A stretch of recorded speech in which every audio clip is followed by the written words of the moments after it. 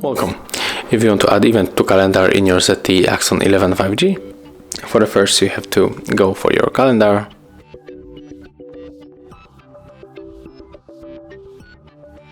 click here and accept, click on the switcher, select the event, and in the upper section we have to set up the title, and we can set up here also other things.